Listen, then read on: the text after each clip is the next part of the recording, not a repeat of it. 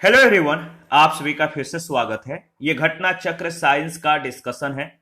हम लोग केमिस्ट्री को डिस्कस करें। केमिस्ट्री में आज का टॉपिक है धातुएं, खनिज, अयस्क, गुणधर्म और उपयोग। सबसे पहले इसके बारे में हम लोग डिस्कस करेंगे। इसके बाद इस पर आधारित तब तक जितने भी प्रश्न पूछे गए उन सभी प्रश्नों को एनालिसिस भी करेंगे। डिस्कशन को स्टार्ट करने से पहले मैं बता दूं कि इसका पीडीएफ अवेलेबल है। अगर आपको पीडीएफ चाहिए तो Telegram channel, Telegram quiz group या चैनल के कम्युनिटी बॉक्स में जाइए, वहां पर इसके रिगार्डिंग में इंफॉर्मेशन को अपडेट कर दिया गया है। तो चलिए स्टार्ट करते हैं। देखिए, अगर बात करें तो भूपर्पटी तत्वों का मुख्य उद्गम है। इसमें अधातुओं में ऑक्सीजन और धातुओं में एल्यूमिनियम सर्वाधिक मात्रा में पाए जाते हैं। प्रकृति में धातुएं दो रूपों में मिलती हैं, एक मुक्त अवस्था में यानी सरल पदार्थों के रूप में, दूसरा संयुक्त अवस्था में यानी यौगिकों के रूप में। प्रकृति में किसी धातु की प्राप्ति उसकी रासायनिक प्रकृति पर निर्भर करती है। जो धातु बहुत कम सक्रिय होती हैं, जैसे गोल्ड, प्लेटिनम आदि, वे मुक्त अवस्था में मिलती हैं और अधिकांश धातु सक्रिय होने के कारण संयुक्त अवस्था में पाई जाती है। कुछ धातुएं जैसे कॉपर, सिल्वर और आयरन मुक्त और संयुक्त दोनों रूपों में मिलती है। इसके बाद अभिक्रिया श्रृंखला के बारे में अगर बात करें तो अभिक्रिया श्रृंखला के तहत धातुओं को उनकी अभिक्रियाशीलता के घटते क्रम में सूचीबद्ध किया गया है। धातुओं की आपेक्षिक अभिक्रियाशीलता को यहाँ पे आप देख सकते हैं। ये जो है ऊपर की तरफ सबसे मतलब कि सर्वाधिक अभिक्रियाशीलता को दर्शाया गया है और नीचे की तरफ सबसे कम अभिक्रियाशीलता को दर्शाया गया है। तो यहाँ पे आप देख सकते हैं जैसे पोटेशियम, ये क्या है, अधिक अभिक्रियाशीलता है इसमें। इसके बाद सोडियम, कैल्शियम, मैग्नीशियम घटते क्रम में है। इसके बाद एल्यूमिनियम, जस्ता, लोहा, लेड, कॉपर, पारा और चांदी, स्वर्ण। ठीक है, सबसे कम अभिक्रियाशील स्वर्ण है यानी सोना। खनिज के बारे में अगर बात करें तो धातु तथा उनके यौगिक पृथ्वी में जिस रूप में मिलते हैं उन्हें खनिज कहते हैं।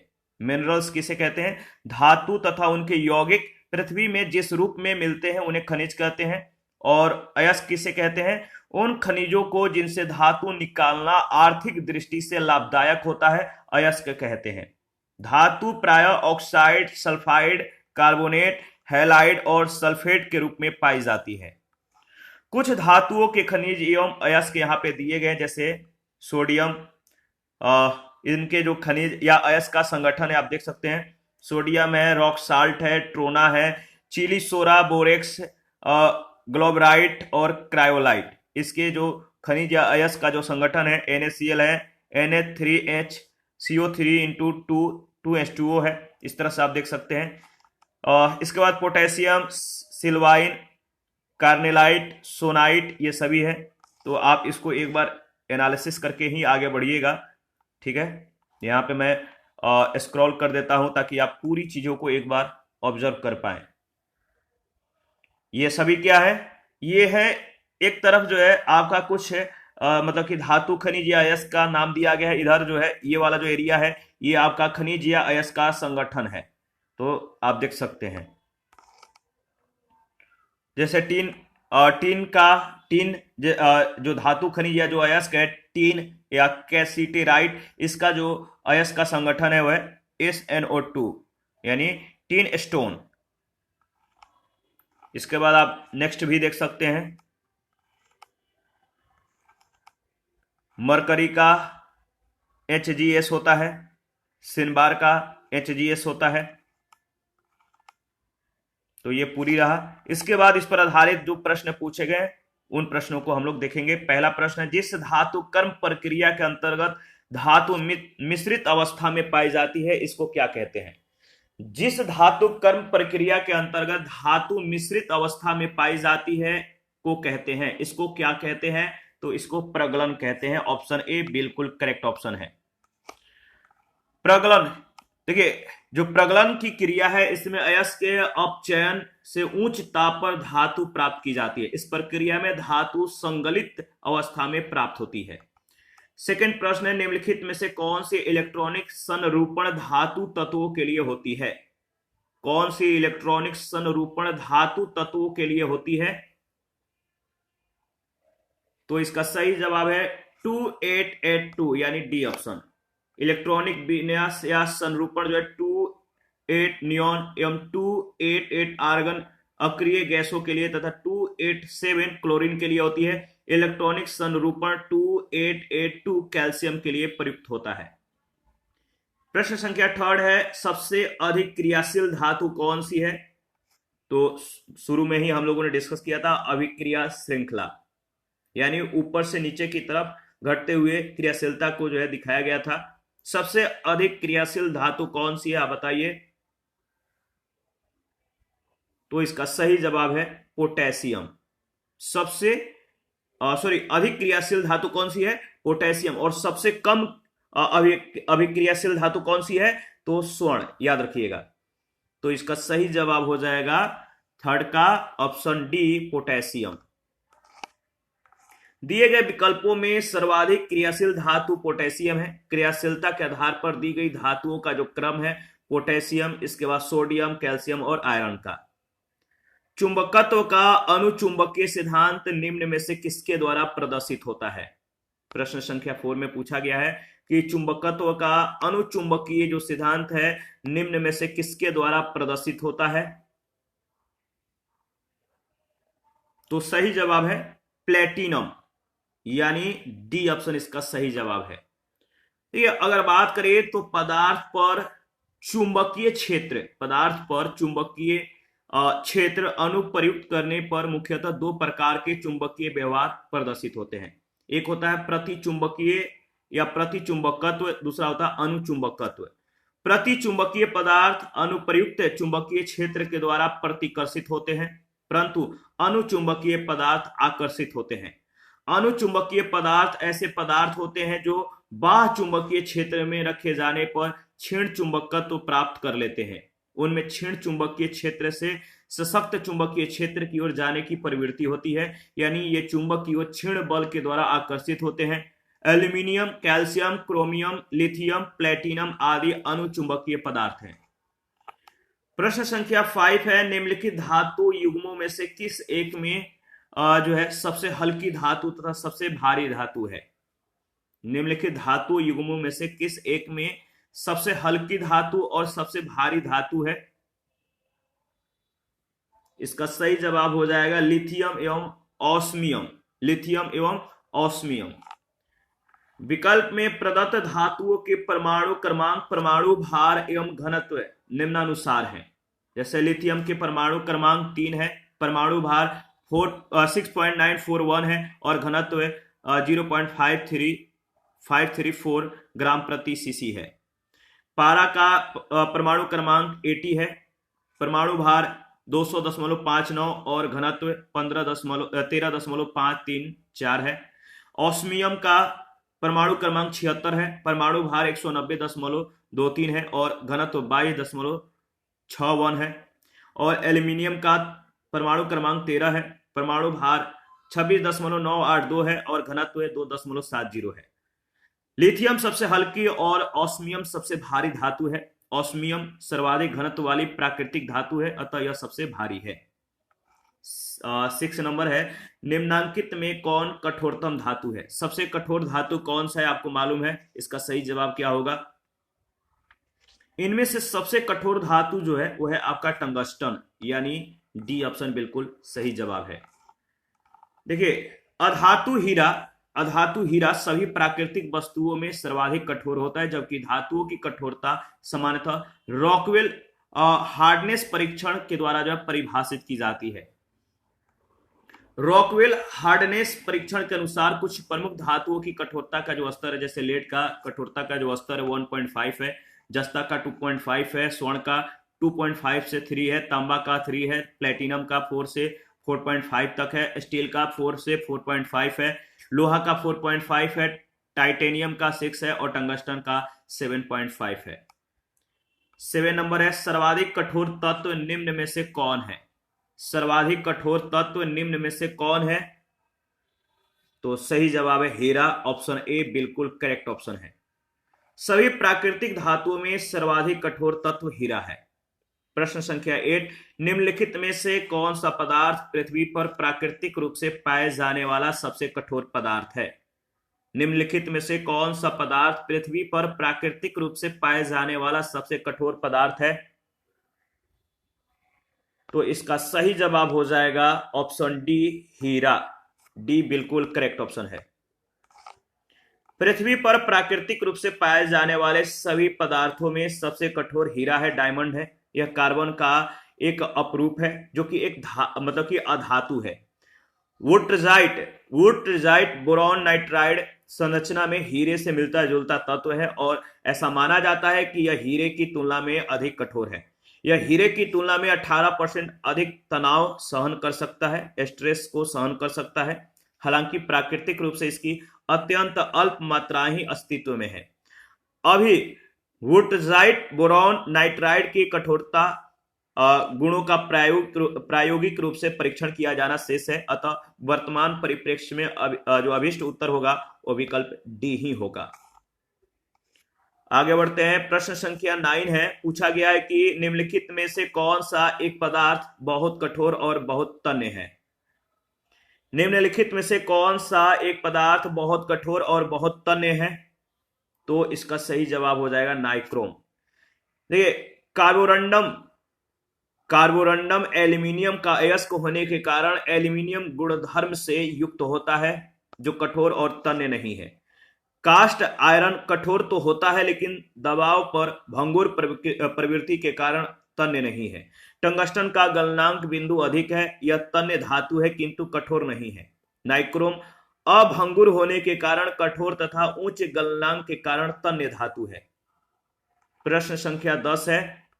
सबसे भारी प्राकृतिक तत्व है, सबसे भारी प्राकृतिक तत्व है कौन सा है? तो सही जवाब है यूरेनियम। ऑप्शन ए बिल्कुल करेक्ट ऑप्शन है। सबसे भारी प्राकृतिक तत्व यूरेनियम है जिसका परमाणु भार 238.03 तथा इसका घनत्व 19.05 ग्राम प्रति घन सेंटीमीटर होता है। प्रश्न संख्या 11। निम्नलिखित में सबसे भारी धातु है, सबसे भारी धातु कौन सा है? इनमें से जो सबसे भारी धातु है वो है आपका, बताइए। तो इसका सही जवाब है यूरेनियम यानी बी ऑप्शन। और 12 नंबर है। निम्नलिखित में सबसे भारी धातु कौन सा है? सबसे भारी धातु कौन सा है बताइए। तो सही जवाब है प्लेटिनम, डी ऑप्शन। देखिए, अगर उपयुक्त प्रश्न में बात करें तो भारी का जो तात्पर्य है वो घनत्व से है। उपयुक्त विकल्पों में से प्लेटिनम सर्वाधिक घनत्व वाली धातु है जिसका घनत्व 21.45 ग्राम प्रति घन सेंटीमीटर होता है। चांदी का घनत्व 10.5 ग्राम प्रति घन सेंटीमीटर, पारा का 13.54 ग्राम प्रति घन सेंटीमीटर और सोने का घनत्व 19.3 ग्राम प्रति घन सेंटीमीटर होता है, याद रखिएगा। देखिए, अगर बात करें प्रश्न संख्या 13 में, हाल ही में खोजी गई विश्व की सबसे महंगी धातु कौन सी है? सबसे महंगी धातु वो कौन सी है? तो देखिए, इसमें जो ऑप्शन दिया गया सही ऑप्शन नहीं है, डाउटफुल है, तो इसके बारे में हम लोग डिस्कस करेंगे। आधुनिक आवर्त सारणी में 118 तत्व शामिल है जिन्हें धातु, अधातु, अक्रिय गैस, उपधातु आदि के रूप में वर्गीकृत किया गया है। आवर्त सारणी में कैलिफोर्नियम जिनका परमाणु क्रमांक 98 और कैलिफोर्नियम 252 कैलिफोर्नियम का समस्थानिक है तथा रोडियम जिनका परमाणु क्रमांक 45 है, इसको धातु के रूप में वर्गीकृत किया गया है। जबकि एंड्रोहेड्रल, फुलरीन तथा ट्रिटियम धातुओं की श्रेणी में शामिल नहीं है। कैलिफोर्नियम 252 की खोज 1950 में हुई थी। इसका मूल्य 27 मिलियन डॉलर प्रति ग्राम जो है कितना है? 27 मिलियन डॉलर प्रति ग्राम। जबकि रोडियम की खोज 1803 में हुई थी और इसका मूल्य 58 डॉलर प्रति ग्राम है।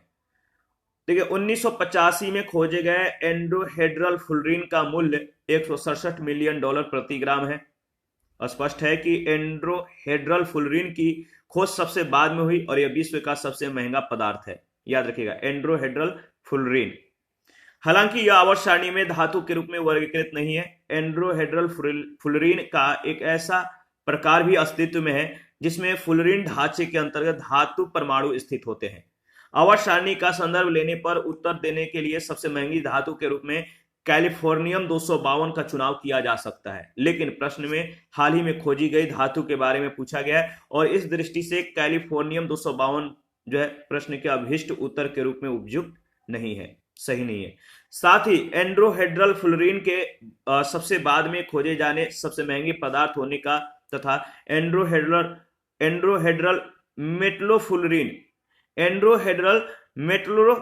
मेटलोफुलरीन के अस्तित्व में होने के चलते जो है इसका भी अभिष्ट उत्तर के रूप में चयन करने का विचार किया जा सकता है। इस प्रश्न को गलत तरह से जो है मतलब कि संरचित करने और इसमें भ्रामक तथ्यों का समावेश होने के चलते इलाहाबाद उच्च न्यायालय द्वारा इस प्रश्न को मूल्यांकन से बाहर किए जाने की अनुशंसा की गई। 14 नंबर है, मोती की रासायनिक संरचना क्या है? मोती की रासायनिक संरचना, मोती की रासायनिक संरचना कैल्शियम कार्बोनेट है। ऑप्शन ए इसका सही जवाब हो जाएगा। मोती में 85% कैल्शियम कार्बोनेट, 2 से 4% जल और 0 से 10% कांचियोलिन पाया जाता है। कांचियोलिन एक प्रोटीन है। मोती के मुख्य अवयव हैं, मोती के मुख्य अवयव इनमें से कौन कौन से हैं? तो सही जवाब है एरागोनाइट और कांचियोलिन, यानी बी ऑप्शन इसका सही जवाब हो जाएगा। आगे बढ़ते हैं, प्रश्न संख्या 16 पूछा गया कि मोती मुख्य रूप से बना होता है, किससे बना होता है? मोती मुख्य रूप से किससे बना होता है? तो मोती मुख्य रूप से बना होता है कैल्शियम कार्बोनेट का। सी ऑप्शन इसका सही जवाब है। प्रश्न संख्या 17 माणिक और नीलम रासायनिक रूप से कैसे जाने जाते हैं? माणिक और नीलम रासायनिक रूप से कैसे जाने जाते हैं? तो एल्यूमिनियम ऑक्साइड के रूप में, बी ऑप्शन। माणिक एवं नीलम कोरंडम के जौहरात रूप हैं, ठीक है। कोरंडम प्राकृतिक रूप से एल्यूमिनियम ऑक्साइड के क्रिस्टलीय रूप में पाया जाता है। 18 है, नीलम का रासायनिक सूत्र है। नीलम का रासायनिक सूत्र क्या है? तो Al2O3, यानी ऑप्शन ए इसका सही जवाब है। देखिए, अगर बात करें तो नीलम एक रत्न श्रेणी का खनिज है। नीलम क्या है? रत्न श्रेणी का, आभूषण श्रेणी का ये खनिज है। इसका रासायनिक सूत्र Al2O3 है। नीलम प्रकृति में भी मिलता है और कृत्रिम भी बनाया जाता है। 19 नंबर है, कथन ए सोडियम धातु का संचयन किरोसिन में होता है। कारण आर धातु सोडियम वायु प्रभाव्य होने पर गलत मतलब कि गल जाती है, या मतलब कि इसका ये विलोपित हो जाता है। इन दोनों में से जो कथन सत्य है सोडियम के बारे में दिया गया है, इनमें ए सही है लेकिन आर गलत है, यानी सी ऑप्शन बिल्कुल सही जवाब हो जाएगा। सोडियम एक नरम चांदी के समान सफेद धातु है। यह इतनी नरम होती है कि इसे एक सिक्के के किनारे से काटा जा सकता है। सोडियम अत्यंत सक्रिय यानी क्रियाशील धातु है। यह मुक्त अवस्था में नहीं रखी जा सकती तथा इसको जो है मिट्टी के तेल में यानी केरोसिन में रखा जाता है। हवा में खुला रखे जाने पर यह ऑक्सीजन से क्रिया कर लेती है और ऑक्साइड बनाती है। सोडियम धातु की जल से अधिक बंधता होती है। यह जल से प्रतिक्रिया करके हाइड्रोजन और उष्मा की पर्याप्त मात्रा उत्पन्न करती है। इस उष्मा से हाइड्रोजन गैसों में आग लग जाती है। इसके बाद नेक्स्ट 20 नंबर, निम्नलिखित में से किस तत्व को मिट्टी के तेल में सुरक्षित रखा जाता है? किस तत्व को मिट्टी के तेल में सुरक्षित रखा जाता है? तो आपको मालूम है सही जवाब है सोडियम, ऑप्शन ए। 21, आजकल सड़क की रोशनी में पीले लैंप बहुत आयत रूप में प्रयुक्त हो रहे हैं। इन लैंपों में निम्न में से किसका उपयोग करते हैं? आजकल सड़क के किनारे जो है रोशनी के लिए पीले रंग के लैंप का प्रयोग बहुत ज्यादा किया जा रहा है। इन लैंपों में किसका उपयोग करते हैं आपको बताना है। इन लैंपों में जिसका उपयोग किया जाता है वो है आपका, बताइए, सोडियम। याद रखिएगा, बहुत ही महत्वपूर्ण प्रश्न है। सामान्यतः 3 तरह के रंग स्रोतों का प्रयोग किया जाता है। पहला सोडियम लैंप, इसमें पीली रोशनी निकलती है। दूसरा है मरकरी लैंप, इससे श्वेत नीलाभ रोशनी निकलती है। और तीसरा है प्रतिदीप्त लैंप, इससे एक ऐसी मिश्रित रोशनी निकलती है जो लगभग सूर्य के प्रकाश के समान होती है। 22 नंबर है, सोडियम वाष्प लैंप प्रायः सड़क प्रकाश के लिए प्रयुक्त होते हैं क्योंकि? सोडियम वाष्प लैंप प्रायः सनक प्रकाश के लिए प्रयुक्त होते हैं क्योंकि इनका प्रकाश एक वर्णीय है और पानी के बूंदों से गुजरने पर विभक्त नहीं होता। बी ऑप्शन बिल्कुल करेक्ट ऑप्शन है। सोडियम वाष्प लैंप प्रायः जो है सड़क प्रकाश के लिए प्रयुक्त होते हैं क्योंकि इनका प्रकाश एक वर्णीय है और पानी के बूंदों से गुजरने पर विभक्त नहीं होता। 23 नंबर है, निम्नलिखित धातुओं में से कौन स्वतंत्र अवस्था में पाई जाती है? निम्नलिखित धातुओं में से कौन स्वतंत्र अवस्था में पाई जाती है? तो सही जवाब है बी ऑप्शन सोना।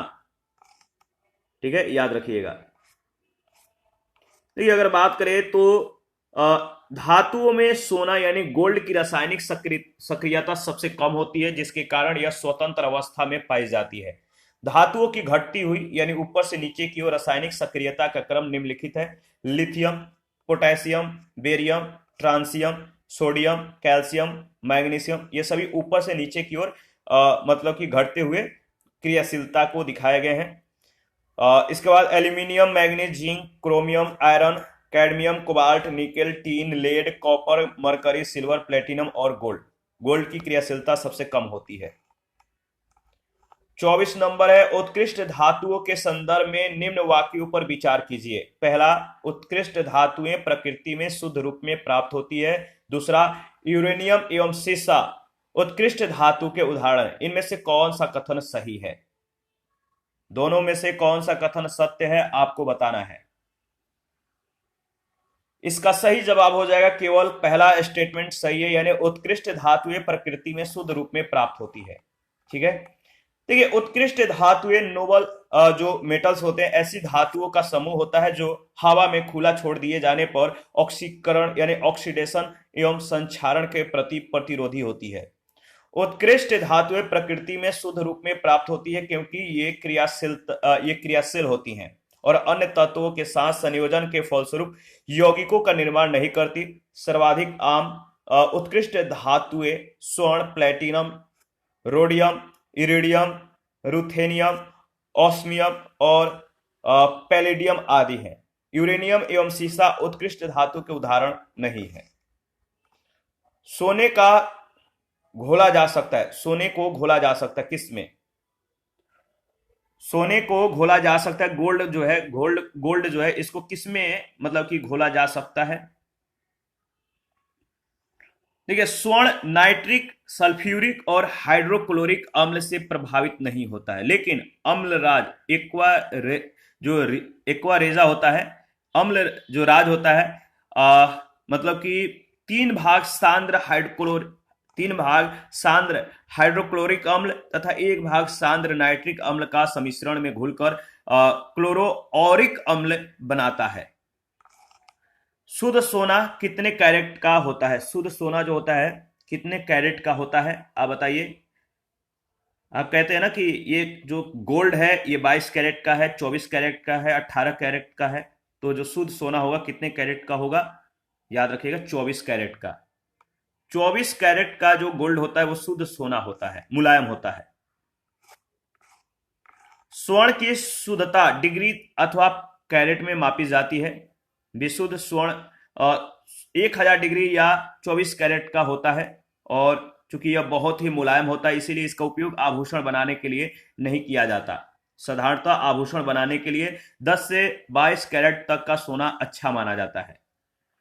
27 है, निम्न में से किसे श्वेत धातु भी कहते हैं? इनमें से आप बताइए कि किसे श्वेत धातु भी कहते हैं। देखिए, अगर बात करें तो मूल रूप से श्वेत धातु लेड एवं लिथियम या अन्य धातुओं जैसे कैडमियम, बिस्मुथ और जस्ते की मिश्र धातु होती हैं। तो ई ऑप्शन इसका सही जवाब है। मिनरल क्या है? खनिज क्या है? मिनरल क्या है? तो देखिए, अगर बात करें जो खनिज है वो क्या है, तो खनिज अकार्बनिक ठोस है, यानी बी ऑप्शन इसका सही जवाब है। भूगर्भ शास्त्रियों के अनुसार खनिज प्राकृतिक रूप में पाए जाने वाला अकार्बनिक ठोस है जिसकी संरचना रवाकृत होती है। 29 नंबर, इल्मेनाइट जो कि भारतीय तटीय रेखा के साथ व्यापक रूप से वितरित है, किसका खनिज है? इल्मेनाइट जो कि भारतीय तटीय रेखा के साथ व्यापक रूप से वितरित है, किसका खनिज है? तो सही जवाब है टाइटेनियम, यानी बी ऑप्शन। देखिए, एल्मेनाइट तथा रूटाइल टाइटेनियम के दो प्रमुख खनिज है। रूटाइल का रासायनिक सूत्र TiO2 है। प्रश्न संख्या 30, अति मुलायम खनिज टाल्क या सोप स्टोन मुख्यतः है। अति मुलायम खनिज टाल्क मुख्यतः है, इनमें से कौन सा है? तो मैग्नीशियम सिलिकेट, याद रखिएगा डी ऑप्शन। अति मुलायम खनिज टाल्क मुख्यतः मैग्नीशियम सिलिकेट है। 31, निम्न में से किसे अनबूझा चूना कहते हैं? किसे अनबूझा चूना कहते हैं? तो सही जवाब है CaO का। CaO अनबूझा चूना मतलब कि होता है, यानी ऑप्शन ए बिल्कुल सही जवाब है। कैल्शियम ऑक्साइड इसको बोलते हैं, इसको मतलब कि कह सकते हैं क्विक लाइम, यानी अनबूझा चूना कहते हैं। यह हमारे कमरे के तापमान पर क्रिस्टलीय ठोस के रूप में मतलब कि होता है। इसके बाद 32 नंबर है, चूना पत्थर का रासायनिक नाम क्या है? चूना पत्थर का रासायनिक नाम आपको बताना है। चूना पत्थर का रासायनिक नाम है कैल्शियम कार्बोनेट। चूना पत्थर एक औषधि चट्टान है जिसमें अधिकांश मात्रा कैल्शियम कार्बोनेट की होती है, CaCO3 की होती है। साथ ही इसमें सिलिका, एल्यूमिना और लोहा आदि अपद्रव्य अंत मिश्रित रहते हैं। 33 है, निम्नलिखित में से कौन सा सीमेंट का मुख्य घटक है?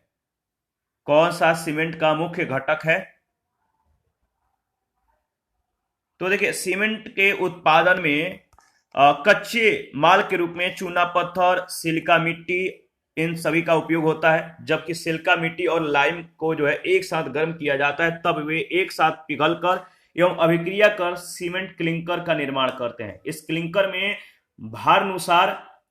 भारानुसार अगर बात करें तो 2 से 3% तक जो है जिप्सम मिलाया जाता है, जिसमें सीमेंट का निर्माण होता है। उल्लेखनीय है कि पोर्टलैंड सीमेंट का औसत संगठन जो होता है निम्नवत है।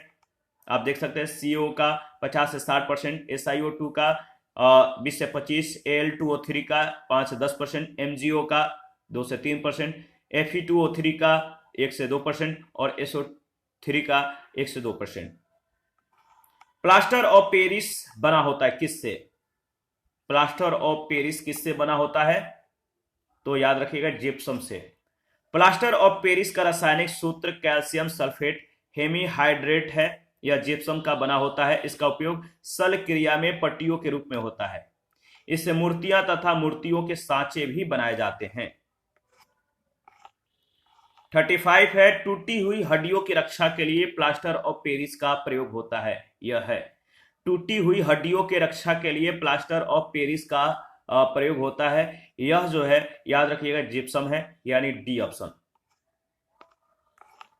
36 नंबर है, प्लास्टर ऑफ पेरिस रासायनिक रूप से है। प्लास्टर ऑफ पेरिस रासायनिक रूप से क्या है?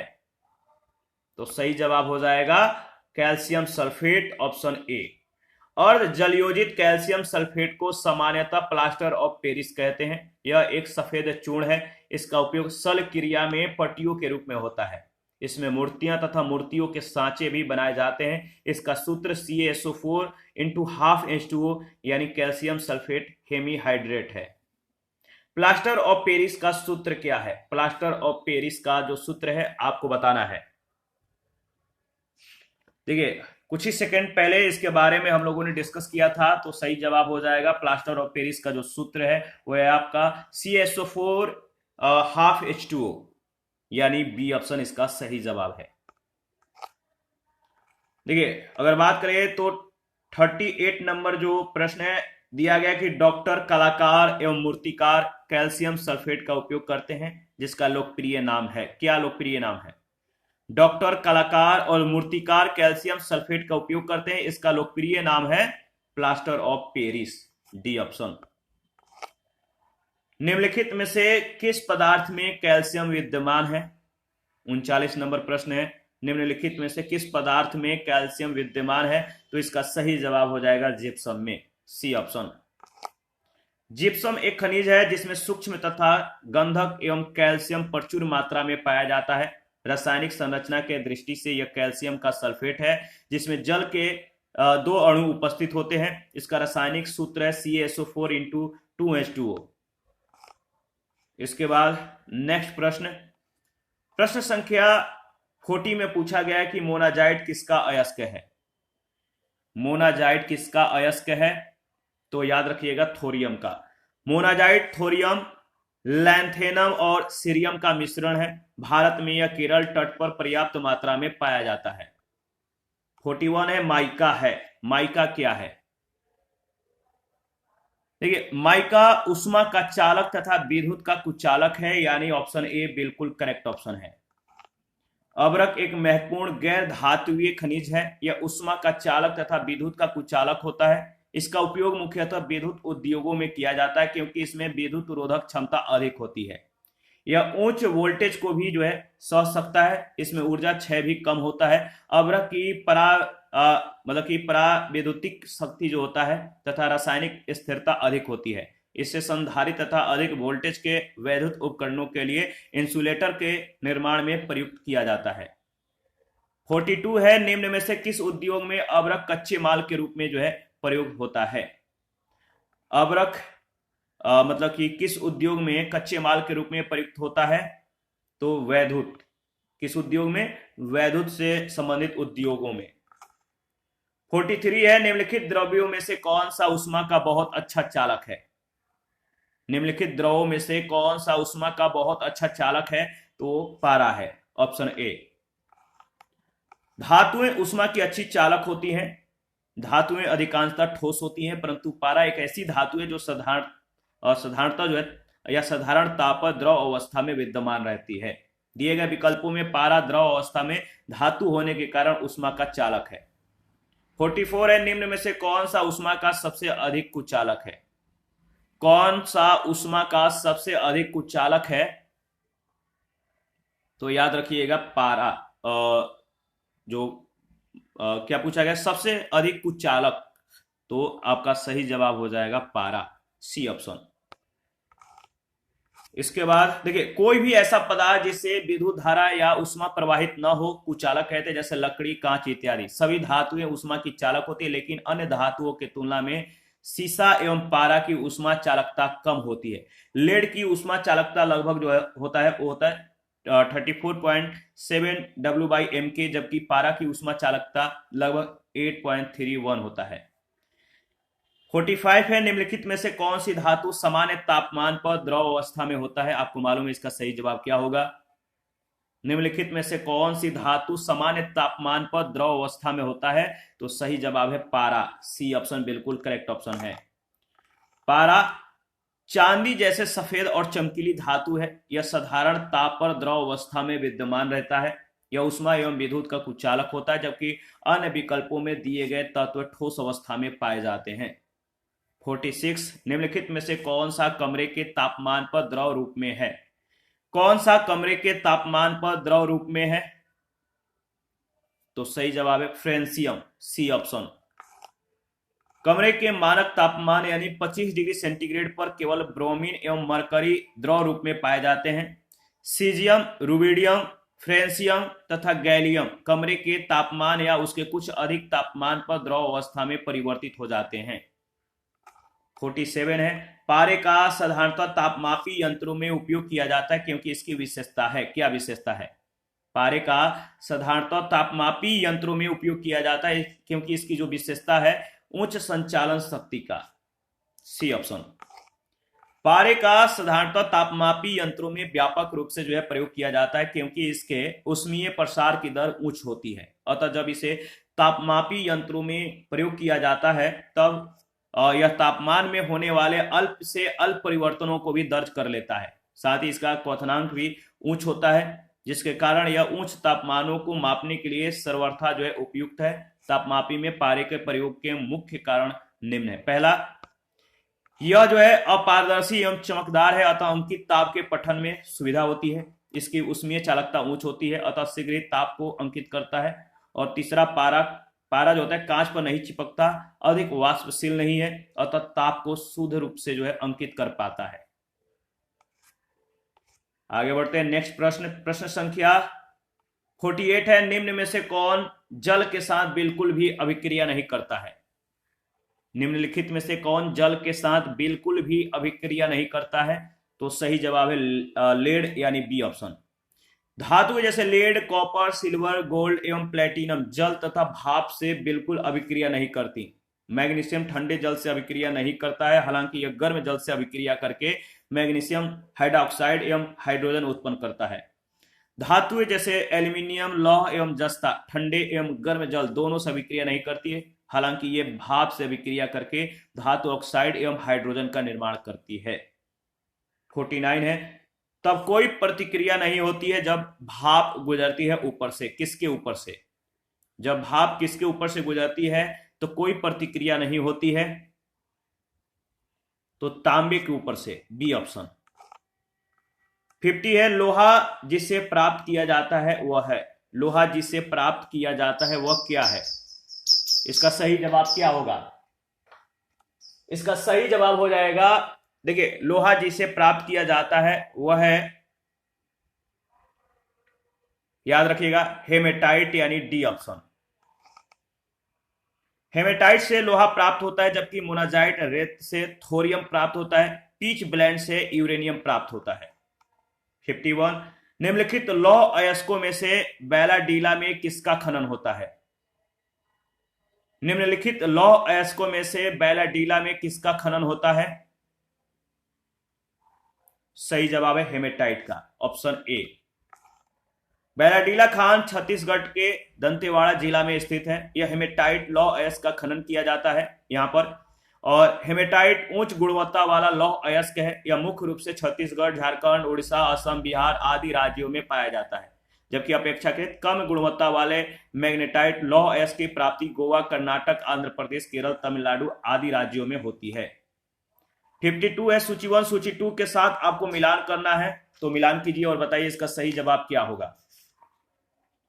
देखिए, अगर मिलान कीजिएगा तो सही जवाब हो जाएगा, जो सोडियम है आसानी से चाकू से इसे काटा जा सकता है। जो पारा है, पारा जो होता है कमरे के ताप पर द्रव अवस्था में रहता है। चांदी, इसके बाद जो है चांदी दिया गया है। चांदी का अगर बात करें तो इसका जो संबंध है वह विद्युत का ये अच्छा सुचालक है, और सीसा ये उष्मा का कुचालक है, यानी इसका सही जवाब हो जाएगा ऑप्शन सी।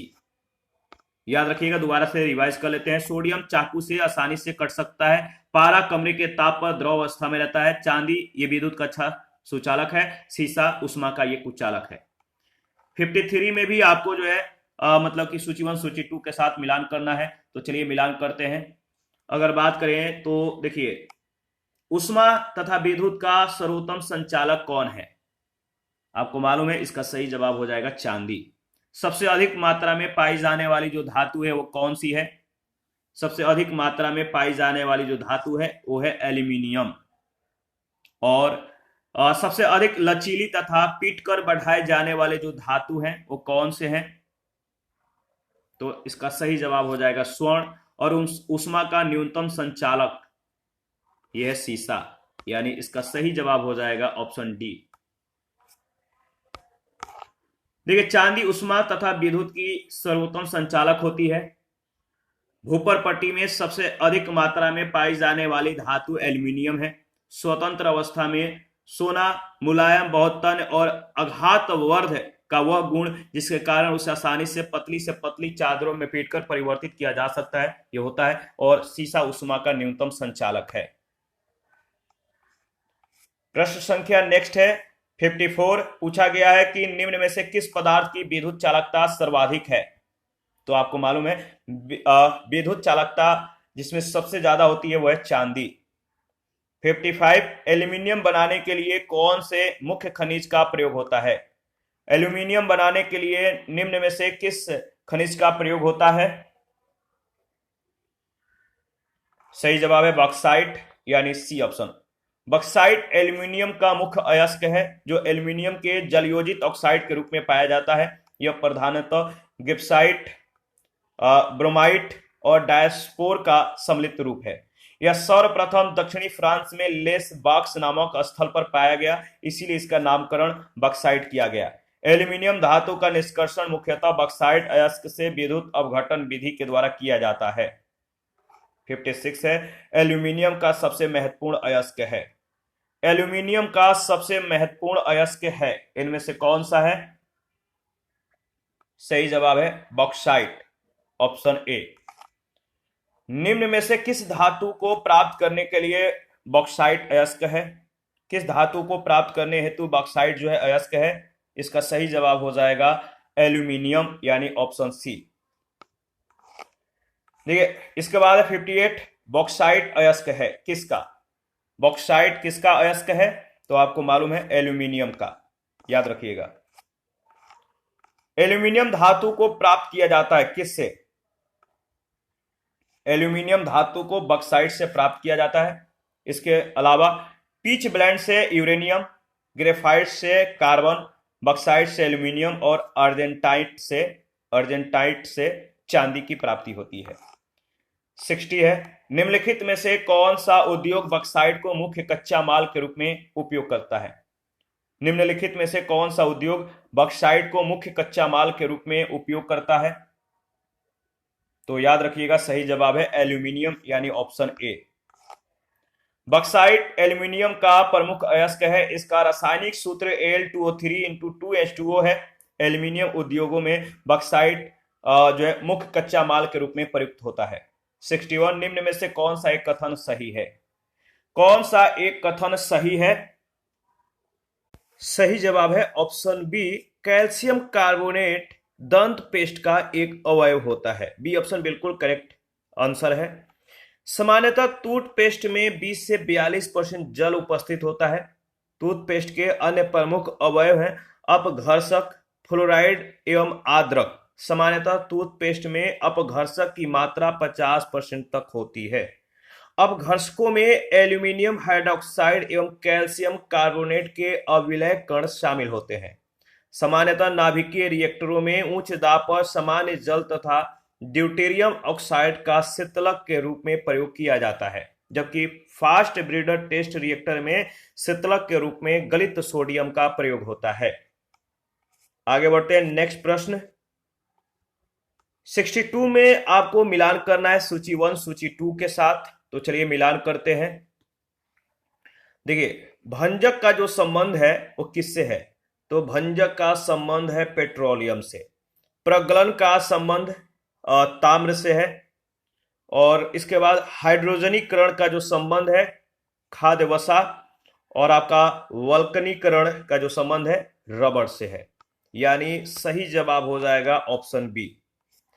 भंजक की क्रिया में उच्च तापमान पर कार्बन के बड़े अणु छोटे अणुओं में टूट जाते हैं। इस प्रक्रिया से पेट्रोलियम प्राप्त किया जाता है। प्रगलन तांबे के अयस्क से शुद्ध तांबा प्राप्त करने की रासायनिक विधि में प्रयुक्त एक प्रक्रिया है। हाइड्रोजनीकरण प्रक्रिया में खाद्य तेलों पर निकेल उत्प्रेरक की उपस्थिति में हाइड्रोजन प्रवाहित करने पर वह वनस्पति घी में परिवर्तित हो जाता है। वल्कनीकरण एक रासायनिक प्रक्रिया है जिसमें गंधक या इसी प्रकार का कोई दूसरा पदार्थ मिला देने से रबर या संबंधित बहुलकों को अपेक्षाकृत अधिक टिकाऊ पदार्थ में बदल दिया जाता है। 63 सूची 1 सूची 2 के साथ आपको मिलान करना है। इसका सही जवाब क्या होगा बताइए। जैसे हीरा का जो संबंध है कार्बन से है, याद रखिएगा। संगमरमर का जो संबंध है किससे है? तो संगमरमर का जो संबंध है वह कैल्शियम से। बालू का जो संबंध है किससे है? बालू का संबंध सिलिका से है। और माणिक का एल्यूमिनियम से। यानी इसका सही जवाब हो जाएगा ऑप्शन डी। याद रखिएगा बहुत बार यह प्रश्न पूछा जा चुका है। हीरा प्राकृतिक रूप से प्राप्त सबसे कठोर पदार्थ है। हीरे में कार्बन परमाणु एक दूसरे से चतुष्फलकीय जालीय व्यवस्था द्वारा जो है बंधे होते हैं। मार्बल एक रूपांतरित पत्थर है जो शुद्ध कैल्शियम कार्बोनेट का क्रिस्टलीय रूप से बना होता है। रेत का प्रमुख संगठक सिलिका है। माणिक या रूबी गुलाबी या लाल रंग का एक रत्न है। मुख्यतः क्रोमियम तत्व के उपस्थिति के कारण इसका रंग लाल होता है। रूबी का मुख्य संगठक एल्यूमिना है। साथ ही इसमें अल्प मात्रा में क्रोमियम आयन भी उपस्थित होते हैं। 64 है, निम्नलिखित में से कौन सा युग में सही सुमेलित नहीं है? कौन सा युग में सही सुमेलित नहीं है? तो इसका सही जवाब हो जाएगा ऑप्शन बी। कॉपर का संबंध सिनेबार से दिया गया जो कि सही नहीं है। एल्यूमिनियम का संबंध बॉक्साइट से है। कॉपर का क्यूप्राइट से है, पारा का सिनेबार से, जिंक का कैलामाइन से और आयरन का हेमेटाइट से। 65 है, निम्नलिखित में से क्या जल से हल्का होता है? निम्नलिखित में से क्या जल से हल्का होता है? तो वो है आपका सोडियम। सोडियम का आपेक्षिक घनत्व 0.97 होता है। जल से हल्का होने के कारण यह जल पर तैरने लगता है। 66 है, दिए गए पदार्थों का उनके घनत्व के अवरोही क्रमानुसार सही अनुक्रम कौन सा है? नीचे दिए गए पदार्थों का उनके घनत्व के अवरोही क्रमानुसार सही अनुक्रम कौन सा है? तो सही जवाब है सोना, पारा और इस्पात, यानी बी ऑप्शन। सोना का जो घनत्व है 19.3 ग्राम प्रति घन सेंटीमीटर और किलोग्राम में 1900 आप देख सकते हैं 19,300 किलोग्राम प्रति घन मीटर। इसके बाद पारा का आप देख सकते हैं ग्राम में, किलोग्राम में, और इस्पात का भी ग्राम और किलोग्राम में। इस प्रकार दिए गए पदार्थों के घनत्व का जो अवरोही क्रम है सोना, पारा और इस्पात है। लास्ट प्रश्न 67, निम्नलिखित में से किसका गलनांक सबसे ऊंच होता है? किसका गलनांक सबसे ऊंच होता है? तो सही जवाब है बोरॉन का। ए ऑप्शन बिल्कुल सही जवाब है। किसी ठोस पदार्थ का गलनांक वह तापमान होता है जिस पर वह अपनी ठोस अवस्था से पिघलकर द्रव अवस्था में पहुंच जाता है। गलनांक पर ठोस और द्रव प्रावस्था साम्य अवस्था में होती है। बोरान का गलनांक 2453 के, एल्यूमिनियम का 933 के और सिलिकॉन का 1693 के तथा लोहा का गलनांक 1808 के होता है, अतः बोरान का गलनांक सबसे ऊंच है। इसके बाद नेक्स्ट टॉपिक है मिश्र धातुएं। इसको नेक्स्ट मतलब कि सेशन में डिस्कस करेंगे, तो आप अपना प्रतिक्रिया देते रहिए। आपके प्रतिक्रियाओं का हमें बेसब्री से इंतजार रहता है। जिन लोगों ने Telegram channel, Telegram quiz group, Facebook page, Instagram को ज्वाइन नहीं किया है, वीडियो के डिस्क्रिप्शन बॉक्स में उसका लिंक है, आप ज्वाइन कर सकते हैं। मिलते हैं नेक्स्ट सेशन में, अभी के लिए इतना ही। Thank you.